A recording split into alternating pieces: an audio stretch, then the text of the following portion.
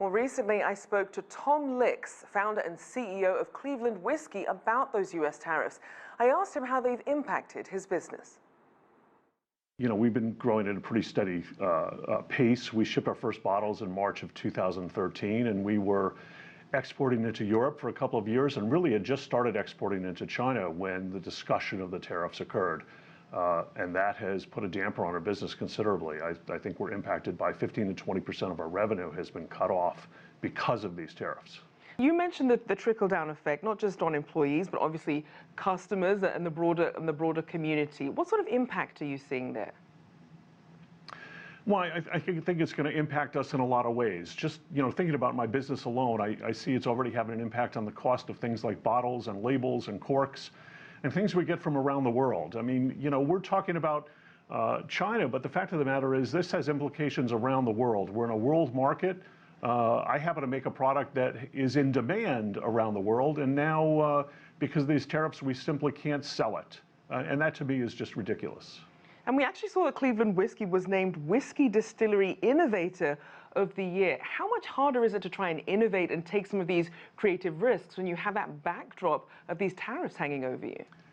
Well, it certainly limits the amount of investment we can afford to do in any given year. I mean, it's not just equipment that we plan to put in. We had hoped to move into a new building this year. That's probably going to be delayed a little bit.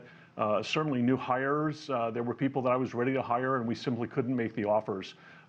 It makes it a riskier business and it slows down our growth. The tariffs, they're impacting us as a small business and a lot of other small businesses as well. It's not a good thing. It's not a good thing for us in this country, and it's not a good thing for countries around the world. So what have been some of the more difficult business decisions you've had to make in light of these tariffs? Well, the good news is I haven't had to cut people at this point. I think, we've simply slowed down our growth rate. Right now we're struggling with whether we can pass some costs on to our consumers, and I don't think we can. I think our margins are going to shrink.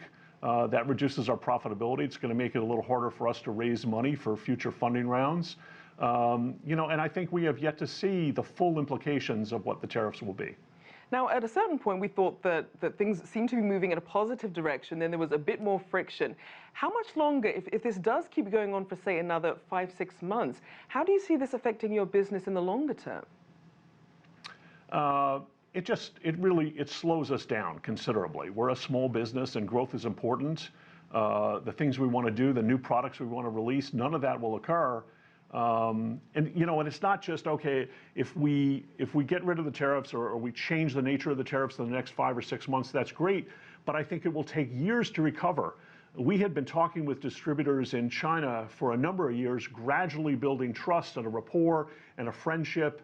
And as soon as discussion of tariffs occurred, they said, look, this will create some unstable conditions. We better hold off on our discussions. I imagine that I'm going to have to come back to the table as though starting anew. So it's not just impacting us during the term of the tariffs. It will impact us negatively going forward for years to come. So given what's at stake, if you could have the ear of U.S. and Chinese negotiators, what would you want them to understand about how all this is really impacting small and medium-sized businesses like yours? Well, the funny thing is I'm not sure that the negotiators don't understand that already. I think they just have to sit in a room and get to a conclusion.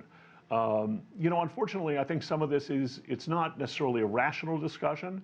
It's an irrational discussion in many ways, and I think the negotiators understand that perfectly well.